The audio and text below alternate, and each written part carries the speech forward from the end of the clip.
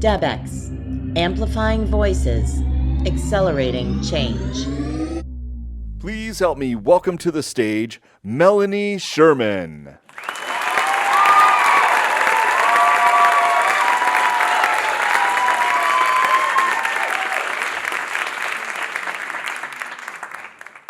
I want to take you back 7 years ago to the day. It's May 5th, 2012, and I'm on a quest to qualify for the Ironman World Championship. For those of you unfamiliar, Ironman is a 140.6-mile triathlon consisting of a 2.4-mile swim, a 112-mile bike, and a 26.2-mile run. I have to finish first or second in my division in order to qualify. The cannon sounds at 7 a.m., and the swim start is complete chaos. I can quickly feel that I'm swimming with the current. We have a 1-mile straight shot to our first turn, so this is definitely an advantage. But as we keep swimming, I can feel the currents are getting stronger, the skies are getting darker, and the winds are picking up. I get to the first buoy, and as I make the turn, a whitecap wave crashes right on me, just as I'm taking a breath. I try to gain composure, but each time I tried to breathe, my lungs filled with more water. The race quickly shifted to something that felt more like survival. I make it to the halfway point, 1.2 miles to go. Only now, that one solid mile is directly into the waves. Rather than focusing on the second half, I concentrate on 10 strokes at a time. This helps keep my mind focused on something other than the nonstop waves breaking on me. At one point, I did this 3 to 4 times, and I made no forward progress. For the next 35 minutes, that's what I continued to do. Take 10 strokes, look up, realign, repeat. 10 strokes, look up, realign, repeat.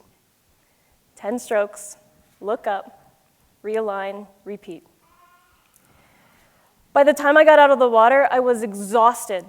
I glanced at my clock. I'm 9 minutes behind schedule. I'm not pleased, but I make a mental note and I get on my bike. The winds are relentless. I'm finding it difficult to keep my bike upright. Pedaling downhill was almost as difficult as pedaling uphill.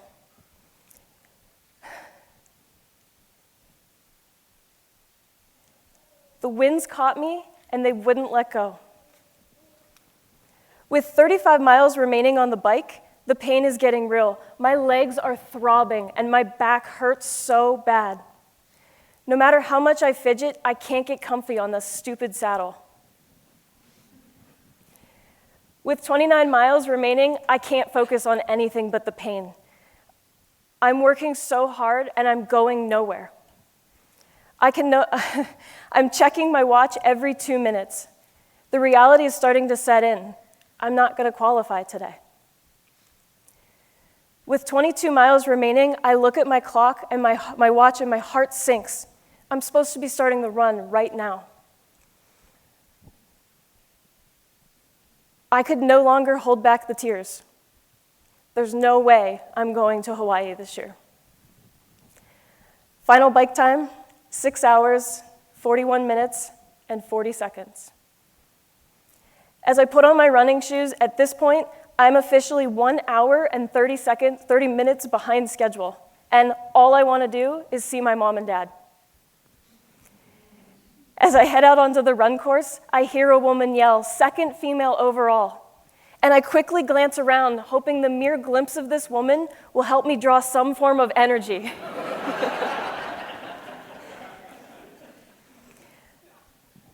The woman yells again, and she points at me, and she says, "You, number 138, you are second female overall." You guys, I get emotional every time I tell this story. I qualified for the Ironman World Championship that day, and I was the 5th female to cross the finish line. Despite all that adversity, I still prevailed. Now, I realize most of you might have no interest in doing an Ironman, but what's your equivalent? What's something that you poured your heart and soul into? Something you wanted to accomplish more than anything? Maybe it's to create the relationship of your dreams. Or maybe get that promotion that you've worked tirelessly for. Perhaps you're trying to create a healthy lifestyle, or maybe you're planning for retirement. Whatever your version, are you getting the results you wanted? Maybe you've stopped just short of the finish line, or maybe you're stopped with even where to start. If you're derailed at any roadblock, consider you're in good company. Each of us has 60,000 thoughts a day. That's one thought per second in every waking moment. And amazingly, 95% of those thoughts are the same, on repeat, day over day over day. But what shocked me the most is 80% of those thoughts are negative. Now, believe it or not, there was a time when this served us. Say you're the hunter-gatherer out looking for food, and you come across a poisonous snake. Just then, a wild boar that could feed your family for weeks shows up. Your brain has a millisecond to decide what to do. Choose to focus on the positive, the boar, and you could risk losing your life to the negative, the snake. Yes, there was a point in time where focusing on the negative saved our lives. Today, it might just be the very thing that stops us. Let's face it, we are predisposed to collecting and clinging to the negative. So how do we break free of that programming?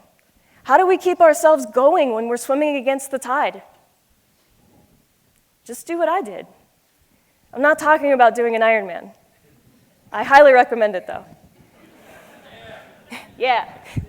I'm talking about take 10 strokes, look up, realign, repeat. Consider where you are and where you want to go. Now pick the first few steps to take. I started with buying a bike, I bought clip-on pedals, and I learned how to ride it. Later on, I found a group to train with. I hired a coach, I scheduled more training sessions, and then I learned how to properly fuel my body. It was a lot, but I didn't do it all at once. I just took the step directly in front of me, and I kept doing that, one step at a time. Can you imagine if I finished the first mile of the swim and said, only 139.6 miles to go, only 138.6 miles to go? Add 4-foot waves and 40-mile-per-hour winds to the mix, and with that mentality, I would have never crossed the finish line. Remember, take 10 steps, look up, realign, repeat. Focusing on the end goal only triggers the negativity bias because the finish line is so far away. It doesn't even seem realistic. So where are you too focused on the end goal that you've lost sight of the actions you need to take right here, right now? To combat the negativity bias, create the first 10 steps. If you don't know 10, just take 3. It doesn't matter, just get started. This keeps us focused and intentional with our time. Once you have them, go do them, and don't look up until they're done. When you look up, ask yourself what you've accomplished. Are you still headed in the right direction? What progress have you made? Where do you need to go next? When you are intentional with your actions, backed with a clear plan, you can't be stopped. There were so many times during this race where I wanted to quit. My day was not going as planned. My mind kept saying things like, I can't believe I'm going to lose this. I worked so hard for this. I thought I deserved this. But none of those thoughts served me during the race. And it's no different for you, not for your personal goals, your business goals, your family goals. Aristotle nailed it more than 2,000 years ago when he said, we are what we repeatedly do. So remember, take 10 steps, look up, realign, repeat, and maybe, just maybe, you'll get to where you've always wanted to go. Thank you.